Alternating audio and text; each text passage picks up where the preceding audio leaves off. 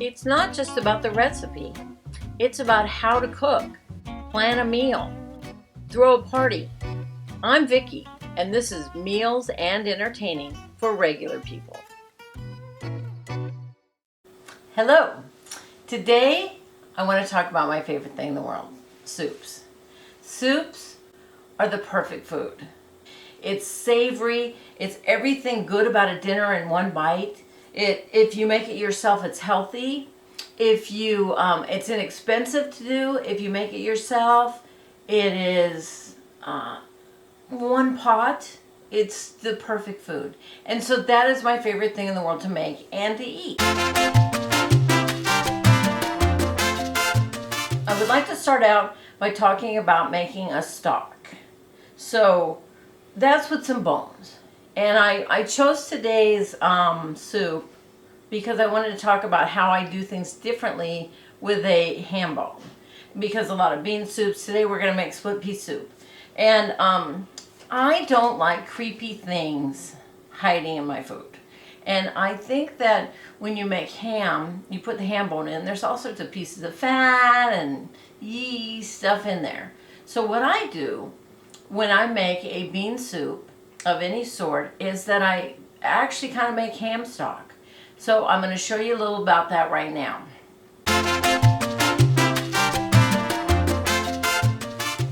First off, I put it in a crock pot so that it can simmer longer without me having to mess with it on the stove. So I put it on high. Today I'm going to put it on high and probably cook it for about 6 hours. But it's tucked away in a corner and I don't have to worry about it. I put in bay leaves, I put in parsley, sage, rosemary, and thyme. And then I put my mirepoix in of carrots, which is a mixture of carrots, onions, and celery, which is kind of 2 celeries, 2 carrots, and a medium onion. And then I put all those savory things in. I put the bone in this case the ham bone.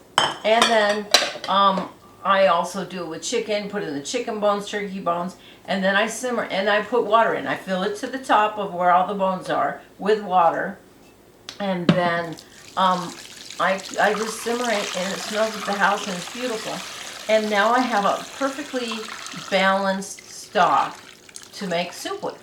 So once I take that and I strain it out, then I have something that's pure and delicious, already seasoned.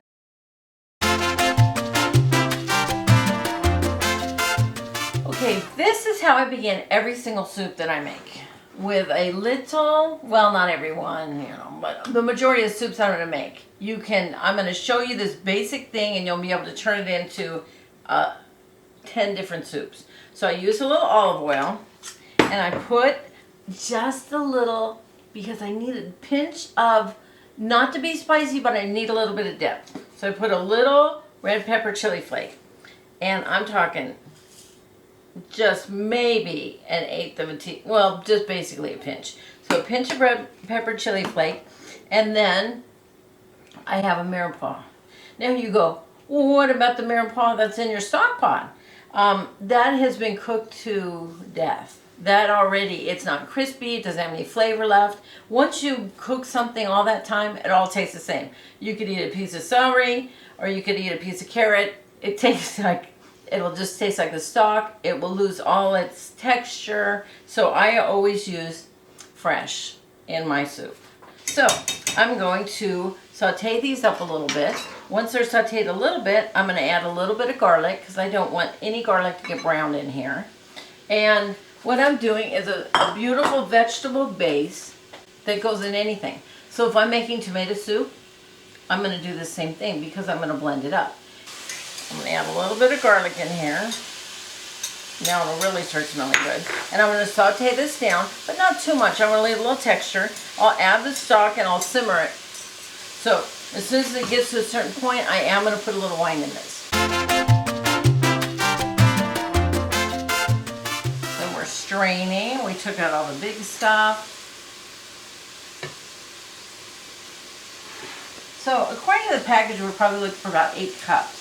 Oh, well, this is nice.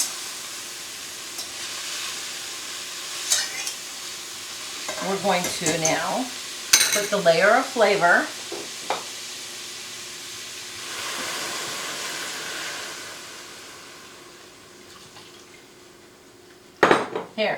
Here, honey, drink that as a thank you for helping me. Well, thank you for that.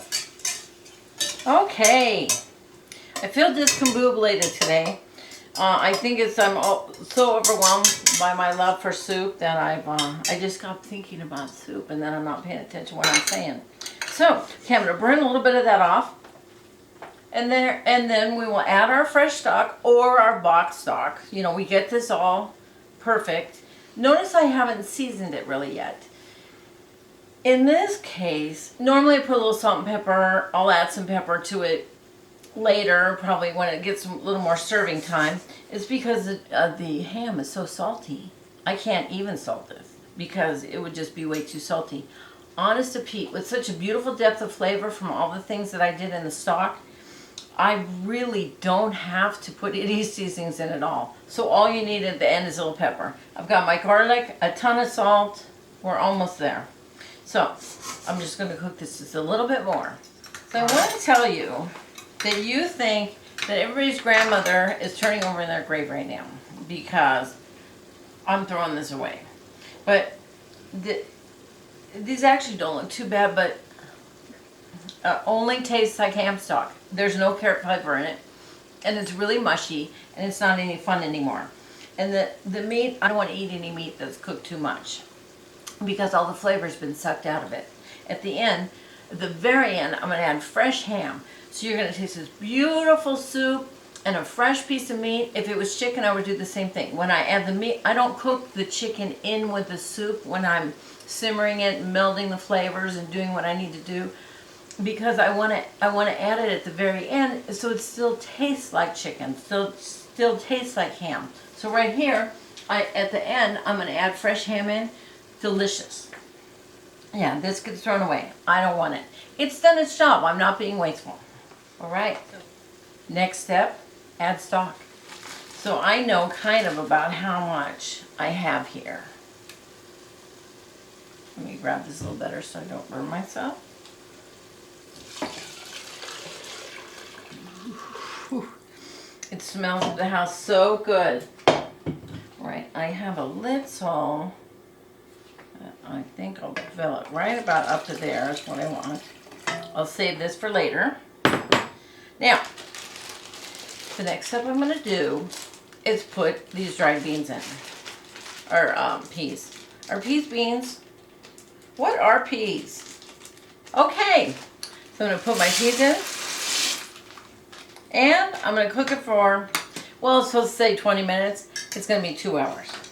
So I'm going to put this at a little simmer and cook it. So, to go over the steps on how easy this was. I used a crock pot. I put in some fresh herbs. I put in the mirepoix, carrots, onions, celery. I put in the ham bone. I put in water. I cooked it for hours. For 6 hours probably. It simmer, simmer, simmer. So then I put in here some fresh vegetables to be the base. So some fresh vegetables, a little garlic, a little bit of wine, and the strained stock. And then I cook it. The beans will grow and grow and grow until you're going to see beautiful soup at the very end. And the split peas actually just fall apart and melt. You got to get it to that point. At the very end, I'm going to add the fresh ham, and it's a perfect soup. So, aside from making a little mess and taking a little time, it's a perfect meal. Perfect meal. I have 3 neighbors. So I'm going to take some to the next door neighbor, and the next door neighbor, and the next door neighbor, and the next door neighbor. I have 4 neighbors that are waiting for this right now, besides my hungry husband. So, see you in a bit. So at this point, when you sauteed a little, got a little bit of caramelization, maybe the onions become a little translucent at that point, and you add your stock in. Now, you can turn it into, let me tell you real quick, you could chop up a ton of broccoli and put a ton of broccoli in there. And then when the broccoli's all cooked, You take an immersion blender, you can add some cream, you can add some Velveeta cheese. I like Velveeta, it melts good. And now you have broccoli cheese soup. Okay, so let's take a step back. Now, you want to make butternut squash soup. I would do the same exact base, if you want to do it vegetarian, instead of chicken stock, use vegetable stock, which is really good because we kind of added vegetables to make this stock. So vegetable stock, and then certain spices will make that turn. Maybe add a little ginger, put the butternut squash in, cook that down, immersion blender, butternut squash soup. You see where I'm going with this? So we're making chicken tortilla soup. We make the same stuff, only this time we add some corn. We can add some whole tomatoes chopped up. We can add Ortega chilies, and then we can let it simmer. It's the same thing. We don't have to blend that one up, of course. So you see, this is the basis for a lot of things. If we were making cream of mushroom soup, I would leave out the carrots, add the mushrooms, some thyme, add a couple of herbs that will really pull that out. And then at the end, we're going to cook the mushrooms down. We're going to blend it half, so we've got some soft, some texture. We can add some cream to it. So this, if you know how to do this part, you don't have to make your own stock. Just buy it. Do this. You can make soup every week like I do. I make a soup a week. So this was the split pea. Next week is tomato. And like I said, or maybe I cut that part out, who knows. I have my tomato soup recipe on my website, and it's delicious. It's the best tomato soup you've ever had. Okay, well, thank you. Back later when this is more cooked more.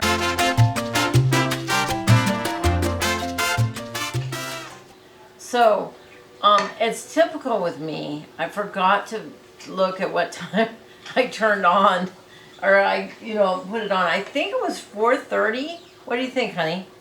When we put this on the simmer. So it's about halfway done. They've kind of exploded a little. I wanted you to see this. They've kind of exploded a little, but it's got to turn into a creamy mess. Well, not a creamy mess, a creamy sauce. So this is not done. This is the half-hour point. Okay. You're allowed to steal ham. So, it's done. And you can see it's very thick. This will continue. You put it in the fridge, you can freeze it. It's going to be even thicker. Fortunately, we had some stock left over. So I'm going to pour some extra stock in here. Now, I went ahead, because it's going to get, I don't know how, man. Tomorrow, it'll still be getting more solid. I tasted it, and it does need a little salt. So I'm going to, sometimes when I want to salt something, I want to add a pinch of flavor too. So I use a chicken bouillon as my salt, and it's extremely salty. So I have a spoon here. I'm hoping it's a spoon I didn't lick. So really, just a little bit. So I'm just going to put a pinch of salt in it. You saw me put the stock in it, and I'm going to do some pepper now. Now, I'm a cheater, and I always use regular pepper. And I've been just reading so much that I'm doing a disservice to everything I cook. So I got some fresh cracked pepper here. Now I'm going to have the ham. So when I add the ham, all I'm really doing is heating the ham. I'm not cooking it. And it's going to retain all this beautiful flavor. And it's going to make the split pea soup over the top. And that's why I do what I do. So I'm sure my family is looking at this ham going, oh, maybe she'll have extra. Let me stir it. See how we're doing? No, we need it all. Okay, I'm putting all the ham in. Too bad the rest of you don't get any ham, because I love a piece of ham with every bite. Here we go.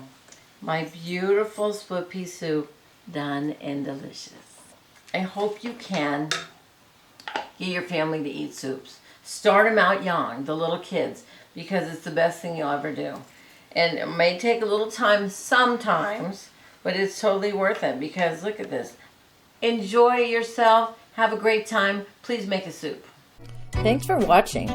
Please visit my website, mealsandentertaining.com, and see my available ebooks. Plus, subscribe to my channels. And don't forget to follow me, like me, or love me.